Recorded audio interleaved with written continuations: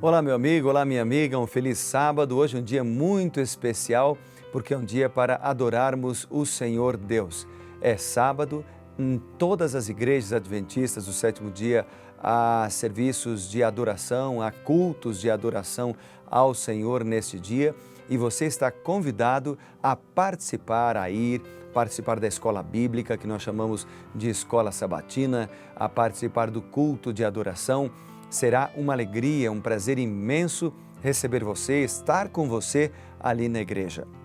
E se você não sabe onde tem uma igreja adventista do sétimo dia, não conhece o endereço, é só você acessar o site encontreumaigreja.com.br, encontreumaigreja.com.br, e ali você vai então poder detectar a igreja mais próxima da sua casa. Será uma alegria recebê-lo, será uma alegria estar com você e juntos adorarmos o nome do nosso Senhor Jesus Cristo.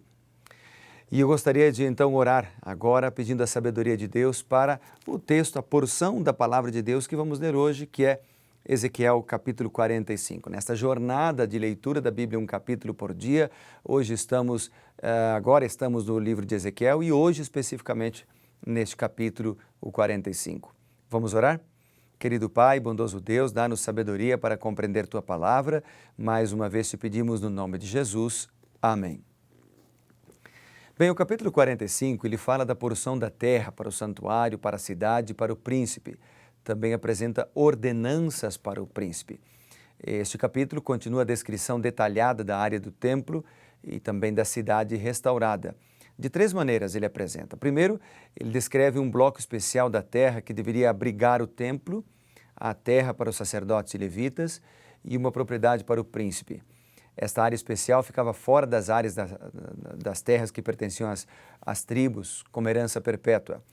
Parte da razão de existir esse bloco especial da terra para o príncipe é fornecer terra suficiente para que o povo não se sentisse tentado a obter a terra de maneira irregular de outros israelitas.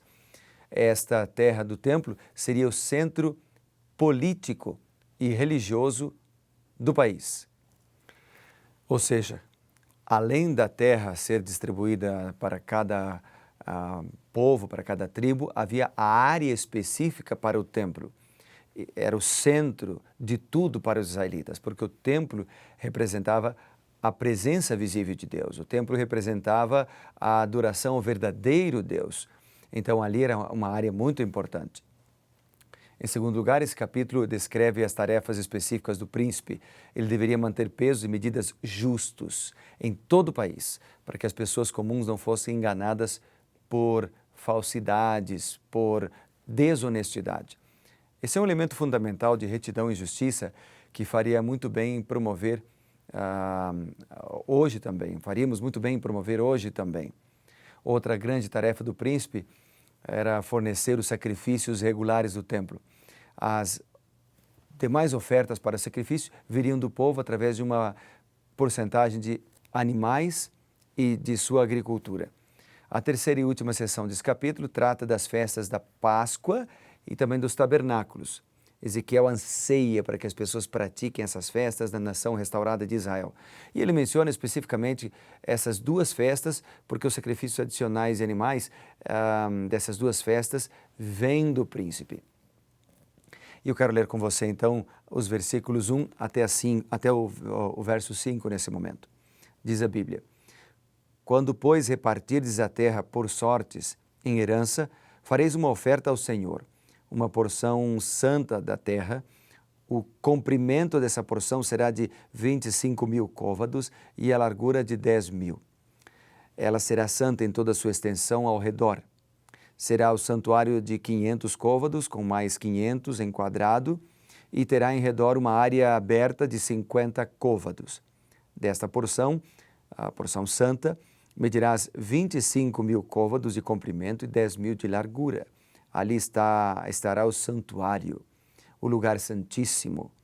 Esse será o lugar santo da terra. Ele será para os sacerdotes, ministros do santuário, que deles se aproximam para servir ao Senhor. Ele servirá de lugar para casas, e como lugar santo pertencerá ao santuário. Os levitas, ministros da casa, terão 25.000 côvados de comprimento, 10.000 de largura para a possessão sua, para 20 câmaras. Vamos ler um pouquinho mais ainda. Verso 6. Para a possessão da cidade, de largura, darei 5.000 côvados e 25.000 de comprimento de fronte da porção santa, o que será para toda a casa de Israel. O príncipe, porém, terá sua parte deste e de outro lado da santa porção e da possessão da cidade, diante da santa porção e diante da possessão da cidade, do lado ocidental e oriental, e o comprimento corresponderá a uma das nações, desde o limite ocidental até o limite oriental. Até aqui. Bem, aqui dos versos 1 a 5 nós encontramos uma porção específica da terra, que é chamada de um lugar santo. Seria destinada a Deus, como já mencionamos. Essa área seria dividida em duas partes idênticas. Uma seria concedida aos filhos de Zadok, os sacerdotes, ministros do santuário. E no centro dessa parte, identificada como parte santificada, ficaria a área santa para o templo, o santuário e lugar santíssimo. A outra parte seria dada aos levitas. Tudo isso seria santo. Deus seria o proprietário. É interessante estudarmos sobre o templo, o lugar separado para o templo. Havia um lugar para o templo na vida dos israelitas. Não só uma área geográfica, mas na vida dos israelitas havia um lugar na agenda, digamos assim, usando uma linguagem moderna, na agenda dos israelitas, no itinerário dos israelitas, havia um lugar para adoração no templo. E é interessante estudarmos isso hoje, nesse dia de sábado, em que separamos para adorar o Senhor no templo, na sua casa. Em nossa agenda, em nossa vida, em nossos compromissos, precisamos separar um lugar para Deus, para adorar a Deus no templo, junto com as pessoas, junto com os amigos, junto com os membros, junto com aqueles a quem chamamos de irmãos, porque todos somos filhos de Deus, junto com eles, adorarmos ao Senhor no templo. E ali ouviremos a mensagem da sua palavra através da explanação que alguém apresentará. Deus usará uma pessoa para transmitir a mensagem. Ali vamos louvar o nome de Deus. Ali vamos ter a oportunidade de testemunhar também dos milagres do Senhor e estudar mais a Bíblia. O templo precisa ter um lugar específico na nossa vida ainda hoje. O verso 6, ali, você lembra, no verso 6 a cidade não é mencionada, mas provavelmente seja Jerusalém. O território separado media 25.000 por 5.000 côvados. Essa área estava bem de frente ao sul, e Ezequiel 48:18 dá mais detalhes, em frente do território dos filhos de Zadok. Os versos 7 e 8, que também lemos, é apresentada a identidade, apresentado ali o príncipe, mas não a sua identidade.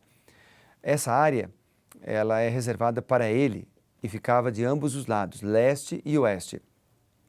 Ele possuía esse território que fazia fronteira com uma área tribal ao norte e ao sul, onde a esquina ocidental e a esquina oriental provavelmente fossem o Mar Mediterrâneo, o Mar Morto ou o Rio Jordão. O príncipe e os príncipes de Deus do período messiânico, em contraste com os líderes anteriores de Israel, não seriam avarentos, não deviam ser avarentos, gananciosos de riquezas, propriedades, mas deviam entregar a terra restante ao povo.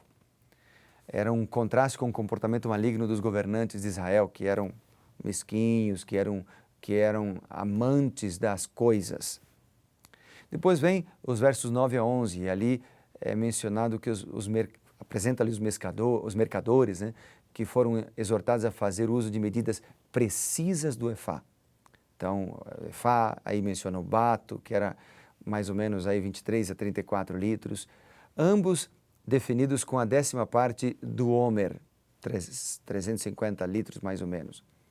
Ou seja, a mensagem que nós encontramos nesses versos é que os mercadores não deveriam enganar o povo quando pesassem os produtos. E quando a gente olha para outros textos da Bíblia, por exemplo, Levíticos 19, versos 35 e 36, Amós, capítulo 8, verso 5, Miqueias, no capítulo 6, versos 10 a 12, Deus, ele exorta para a fidelidade, a honestidade. O Senhor exigiu o fim da desonestidade, o fim do engano, né? Que os líderes tivessem coração íntegro, que a sua palavra fosse sim, sim ou não, não. Jesus falou sobre isso também. Então, essa é uma mensagem para nós também hoje. Quando a gente lê em Ezequiel capítulo 45, versículo 12, Ezequiel 45, 12, diz: o ciclo será de 20 geras, 20 ciclos mais 25 ciclos mais 15 ciclos serão iguais a uma mina para vós. Ou seja, o que ele está falando aqui é de honestidade. Ezequiel exige que os pesos sejam justos. O ciclo mencionado aqui pesava 11,5 kg. Na Babilônia, 24 geras formavam um ciclo. Então, Ezequiel estabeleceu o padrão em 20 geras. Mas 60 ciclos formavam o que é chamado de aratel, que está em conformidade com o que está escrito no versículo. No sistema de Ezequiel, um aratel pesava em torno de 680 gramas. Então, o trecho descreve aqui a importância da justiça, ser justo, ser verdadeiro, ser honesto. Ao mesmo tempo que o príncipe deveria também oferecer ofertas a Deus e fazer expiação pela casa de Israel. Então, o capítulo fala de honestidade, integridade e dedicação ao Senhor da nossa vida.